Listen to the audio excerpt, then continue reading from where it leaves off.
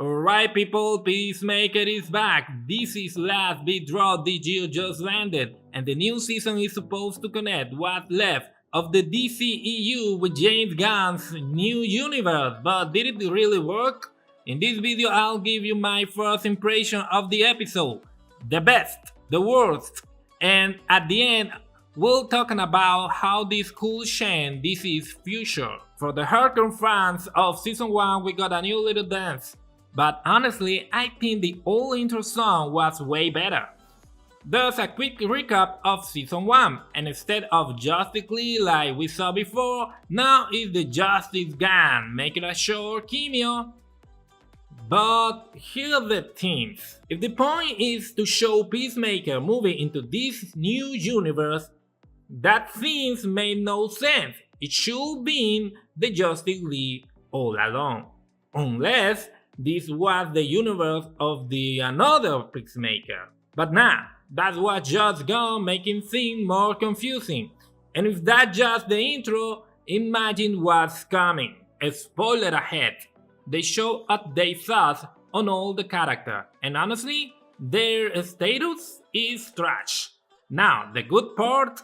The comedy in the action scene, and listen, call it bias or whatever, but Emilia Harcourt killed it. She and Peacemaker are the best part of this season. Both are drowning in desperation, Harcourt losing her identity after losing her job. So now she just fights to feel something. And Peacemaker goes deep into emotion, like reuniting with his brother and father. There's this moment where his dad giving a small sign of love in another universe, and Peacemaker breaks down crying. Brutal. Then realize that in this universe, his real partner is Harcourt. Now the bad. Some of the comedy just feels dumb, and not the funny kind. At times Peacemaker comes off like a straight up idiot, which he isn't, so it feels off. And that scene at his house, damn! Not even a Spartacus shows sex scene that explicit. It was borderline adult movie vibe. I get it's for grown up, but Gunn really pushed it too far. The most insert scene, but kinda obvious part, John Cena Peacemaker accidentally kills his alternate universe self. So yeah, he can easily take his place, but that will only make sense if we were still in the old DCEU. But remember, the intro already told us this Peacemaker always belongs in this universe, so that's it, more weird Gunn choice. And one more thing, I don't get why Gunn put Hot Girl on the same level as Guy Gardner. I get it, Guy can be a total asshole, but Hot Girl? Really? Anyway, throw your thoughts in the comments and check it out my review on Superman and Creator Commando. See you there, guys. Peacemaker has one of the most brutal scenes on TV, like not even Dexter, Hannibal, or maybe even Dahmer on Netflix dare to go that far. I don't know, I didn't watch that shit, I admit that. And it was so close to turning into full gore, and we will talking about that. But before that, let me breaking down the good, the bad, and my thought on episode 2 of Peacemaker. The good. The episode started a few months ago where we find out that Rick Flag Jr. was promoted to director of Argus 8 months ago. That means he was already director during Superman, but not during Creature Commandos. Once he got the position, he wasted no time. He asked for his own file and found out Peacemaker was the one behind it all. So he ordered him to be watched 24/7. But with Chris, he's still, let's say, in shock after what happened with his copy. The episode focused on Flat growing hate, while Chris finds a kind of a safe spot from all the trash in his universe, by hiding in the other one, of course. It's a super funny episode, and we get the most epic fight ever. Eagle versus Lanston Flurry and his squad. And man, even though they're supposed to be elite, they're not matched for Eagle. Like a true savage dog, he wipes them out. Crypto, better watch out, you got a competition right now.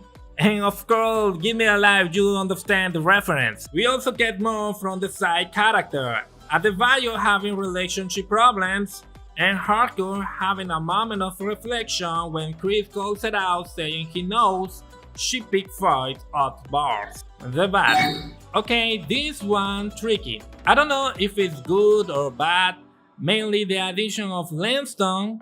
A little bit context here. He's soldier sent by Flap to keep an eye on Economos. Since Flap doesn't trust him because of his closeness with Peacemaker. Now, this character are already a parody of themselves, and they throw in a dude who's just a full-on hassle? It feels off. Like these characters are already a joke, so adding a bigger clown on top of that feels weird. That's why I'm asking you, is he the type of character you love to hate or just annoying? His jokes can be stupid, sometimes he's funny, sometimes he's not. What you think? And now the wild part, we get one of the most visceral scenes in superhero show. Maybe only The Boys is the same level? Basically, Peacemaker decides to take care of his copy in full Tony Montana style. He and his boy Adrian give us one of those what the fuck's moments. I know it's rated R, but honestly it felt unnecessary. They even put goofy music in the background making fun of it. Then, that scene where Chris tells off the alien who never say hi to him? I had to admit that part just was funny. For me, this episode is a 7 out of 10. It's fun, but some jokes cross the line into a straight up dump. It's not like Return Commando, where every joke had timing and reason to be there. Anyway, I'll leave you my review of Peacemaker first episode and my review of Return Commando. See you there, guys, and of course, let me know your opinion about this episode. See you. The best dimension ever. Chris is no longer the awkward guy with a messed up life. Nah, he wakes up in the ultimate dimension. Here, he's not just like he's worshipped the most famous hero in town, a rock star with muscles. And the girl he's been in love with, she's not only his partner, she's crazy in love with him. Like head over heels. Sound like the hero dream, right? Who in their right mind will gonna go back home after that? And yeah, I'm gonna break down the best, the worst, and the biggest rumor so far that you can miss. The good. We see Chris living one day in this other dimension, where he finds out he is the most loved hero in town. We also get a flashback of Rick Flag Jr. It turns out he was actually her good lover before the event of Suicide Squad 2.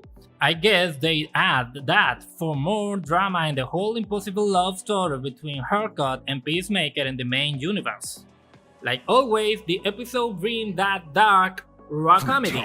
In this new world, we even get a crazy scene with the rebel blowing out government building, and of course Peace take them down with a brutal fatalities, until he decides to go back to his real world. But here's the twist. At that exact moment, Argus raids his house and takes it in one for all. They even bring a pro-Eagle hunter to try to wipe out Eagly. The bad. The biggest issue for me is that almost every character feels like an idiot. Even Rick Flag Jr. in this other universe was turned into a comedy god, and it's the same with everyone. It's like a copy-paste dumb behavior across the board. That's pulled me out of the story because it feels repetitive.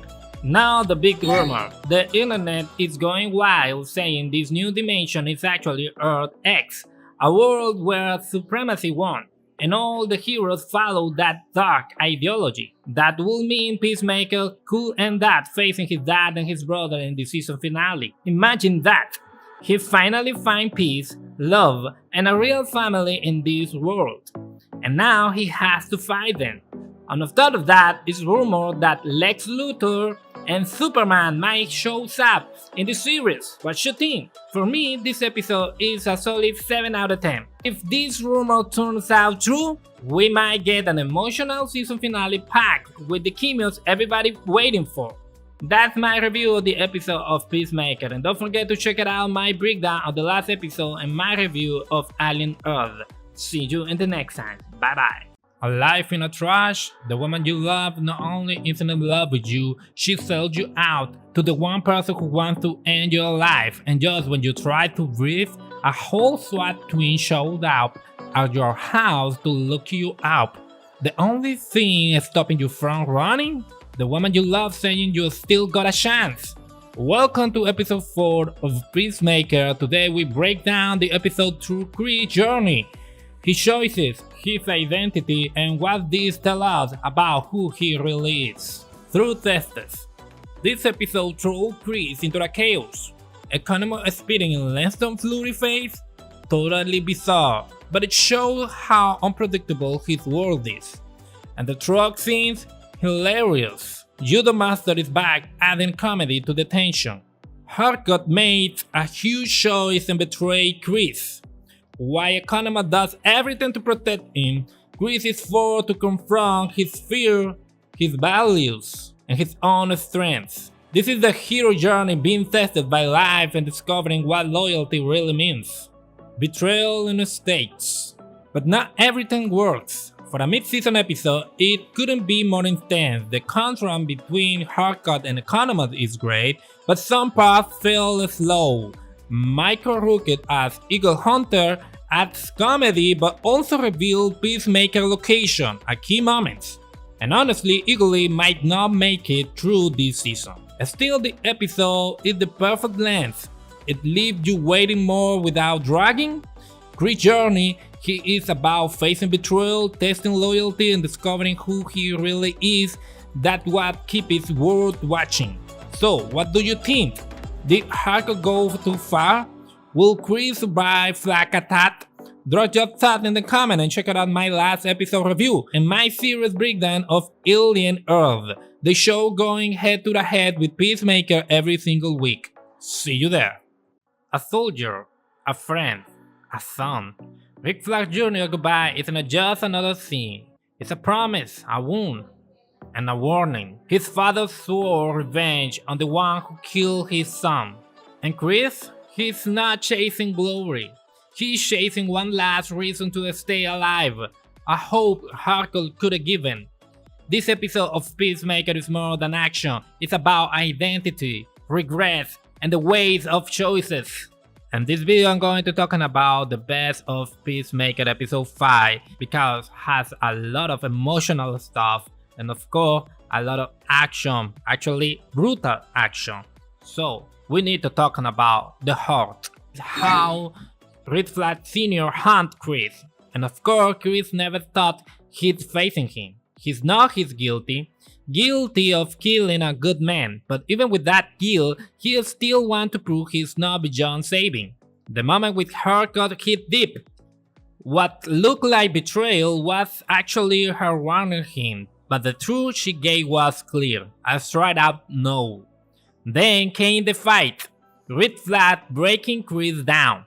Stride after stride, brutal, raw, more real than anything in Creature Commando.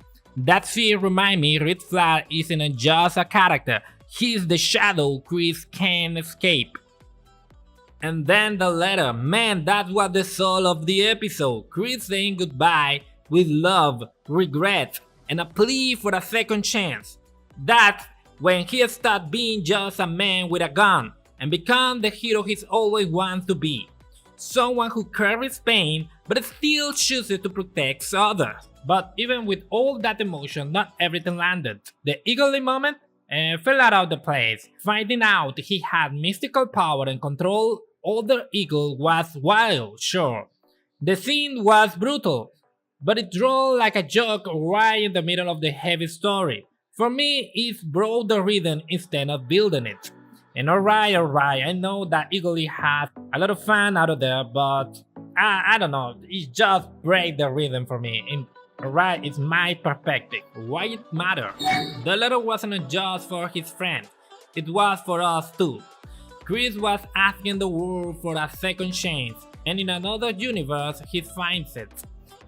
If this were the real ending of the show, it would be epic. A man facing his past, breaking his own cycle, and finally becoming the hero he dreamed of being. But of course, the story isn't done. Judo must have followed Chris into the portal. Maybe it's Earth X. Maybe it's something darker. And read that. If Creature Commander taught us anything, it's that he might plan ahead, but he never forgets. Jennifer Holland already confirmed them for the rest of the episode. A lot will happen. A lot will be revealed. And there will be many consequences that shape the future of the DCU. So, tell me in the comments, how did this episode hit you? For me, it's an 8.5 out of 10. Don't miss my review of the last episode and my weekly breakdown of Alien Earth. Until next time, see you. I couldn't believe what I saw in this episode of Peacemaker. At first, Chris is living the dream, famous, love, finally happy. But soon we find out this perfect world hides a dark truth. Sticking around because I'll break down the best, the worst, and the huge Lex Luthor cameo that changed everything for DCU. This episode runs in two tracks. On one side, hardcore Adebayo, economists and vigilantes are trying to figure out the artifacts that leads to Vigilante's house, where we get a hilarious scene with his mom, and another one in the basement where he keeps everything he's confiscated as a hero. Meanwhile, Chris is enjoying his dream life, basically in love nest with Hardcore 2. So, if you're into this kind of breakdown, hit that subscribe button so I know to keep making more. The worst. James Gunn usually nails the balance between comedy, action, and deep moments. But here the comedy drags too long. The vigilante scene were funny, sure, but they killed some key moments. And then we're supposed to believe Adebayo instantly knew the button to enter another dimension. After seeing it once, that felt forced. Now here where the thing gets serious. Rick Flag, desperate to track down Peacemaker, does something crazy. He goes straight to prison to meet Lex Luthor. But this isn't the Luthor we've seen before. This one is walking with a limp from crypto wounds. Life had beaten him down, but he's still as dangerous as ever. They cut a deal. Rick gets an energy tracker, a tool powerful enough to locate the other dimension where Chris is trapped. In exchange, Luthor gets a transfer to a lower security prison, a place where he has more freedom to move his chess pieces. And here's the twist. They don't just shake hands on the deal, they end up becoming partners. Two men with a totally different goals, now tied together by survival and revenge. This changed the game because if Luthor is back in play, it's not just about Peacemaker anymore. It set the stage for Superman 2. And the rumors going around, Superman and Lex might actually fight side by side against Brainiac. Imagine that! Your greatest enemy suddenly turning into your only ally. What you think? Could Superman ever trust Lex? Or this is just another setup for betrayal? Let me know in the comments. But the shock doesn't stop here.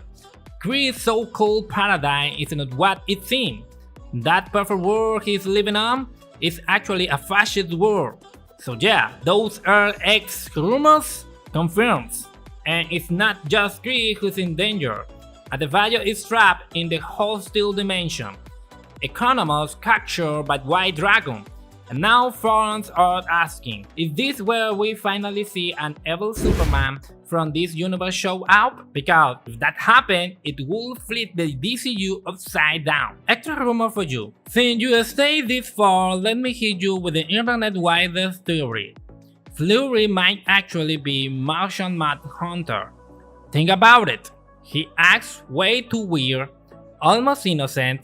That verb blindness thing, super suspicious. And when Red Flag asks him to wait, he just sits there, quiet, almost like he's observing in disguise. A Martian or just dumb? You tell me. For me, this episode is an 8 out of 10. The comedy something killed the mood, but the RX twist, the cliffhanger, and that massive Lex Luthor cameo, pure fire. And hey, don't miss my prior Peacemaker review. If you like this breakdown, check them out after this video, so you're fully caught up before the finale drop. See you there. The new episode of Peacemaker hits hard, funny, wild, and way more emotional than you'd expect. Even without a big cameo, the show knows how to pull you in. and hit you right in the feeling. It's the kind of episode that reminds you why fans love this show and why John Cena keeps proving he's way more than just a tough guy. In this video, I'll tell you the best and the worst of Peacemaker before its big season finale. The best. What really stands out in this episode is the emotional side. It starts with Chris finding out the world is full of Nazis. They even have their own little mural. But in the true Peacemaker fashion, he never noticed. It's dumb, but that's what makes him human, I guess. I don't know. But well, not evil, just lost. So he and Harcourt make a run for it, trying to escape back to their universe. Meanwhile, Adebayo almost dies but gets saved by Judo Master, which starts a strange little alliance between them. Later, everyone meets up at White Dragon and Kid place, and in this version of White Dragon feels different. He is more human, trying to do what's right. Kid, on the other hand, he wants revenge for his brother. So Dragon becomes and the voice of reason, until Vigilante shoots him point blank. That moment when Keith is dying and Chris remembers his past is pure gold. You can feel all his pain and guilt coming back. By the end, Chris accepts his destiny and realizes the problem isn't the world, it's him. He goes back to his universe and turns himself into Rick Flag Sr. The world. Now, what doesn't work so well for me is how different Peacemaker feels compared to the Suicide Squad. Sure, it's been a movie and 2 seasons, so yeah, the character had to grow, but it feels like they changed him completely. The smart, sharp, and unpredictable guy from the movie is gone. James Gunn first planned to kill Peacemaker in the Suicide Squad, and maybe that's why this new version feels off. He cried too much, he complained too much, and he just doesn't feel like the same person. If you like that softer version, that's fine, but I don't connect with him. He feels like a parody of what made him great, and even if this helped John Cena get more serious role, I still prefer the mercenary attitude from the movie. These two Peacemakers feel like totally different people, and that's just weird. So yeah, I give this episode 7 out of 10. It's fun, emotional, and full of crazy moments, but something that just dragged too long. It's still a superhero show, and I wish it focused more on action or deeper moments instead of wasting time on comedy. But that's just my take. What you think? Do you like this emotional version of Peacemaker? Or do you miss the brutal one from the Suicide Squad? Let me know in the comment. Don't forget to subscribe, and I'll see you in the next one. A love letter to Peacemaker, or maybe a finale that left fans disappointed? The season finale hit hard, emotional, bold, and personal. James Gunn wrote and directed it himself, and you can feel it. This one came straight from his heart. But did it really deliver what fans expected? In this video, I'll tell you the best and the worst and what this ending means for the future of the DCU. The best. From the start, emotion take over. We open with flashback, Peacemaker and Harcourt on what looks like a date. They laugh, they connect, and they kiss. Then everything changes. We see the Argus team traveling between universes, risking their lives through mysterious portals. They don't even know what they're searching for, only that something waiting on the other side. Soldier fall one by one, cruel, ironic, and darkly funny. That's pure Gunn style. Meanwhile, Rick Flag and his crew now filled with loot of followers. Throw a wide party almost like hell on earth. Meanwhile, the Argus agents are dying. Peacemaker gets saved by Vigilante and Adebayo, but he's still running thinking he's the angel of death. Then comes one of the most emotional moments of the entire series. His friends find him and they tell him what he means to them. Harcourt opens her heart, and in that moment, Peacemaker becomes more than just a killer. He becomes hope for people who's already lost theirs. And of course the dance, the Peacemaker dance.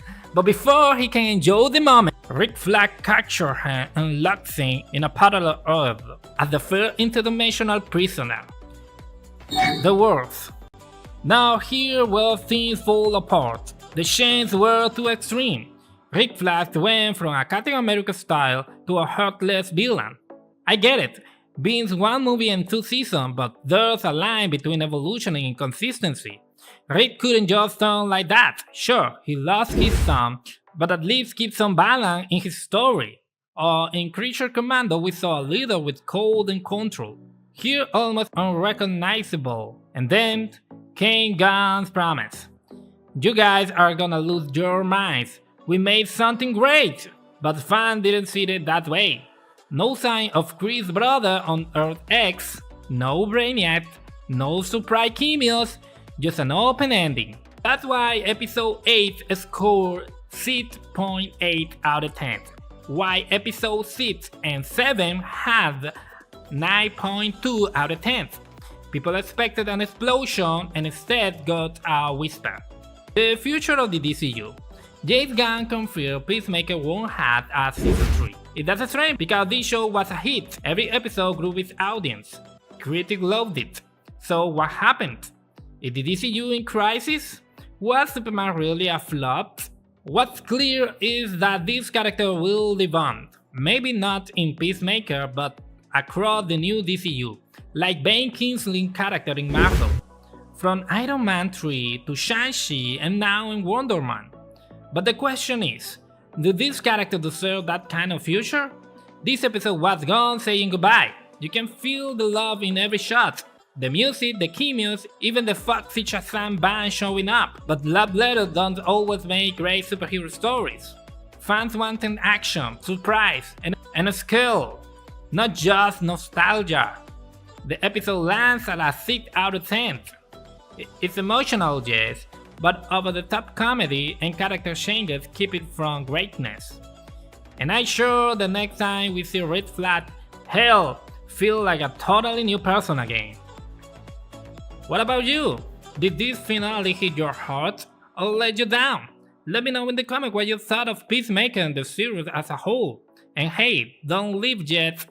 Click right here to watch my full review of Tron Ares. You're gonna love it. See you.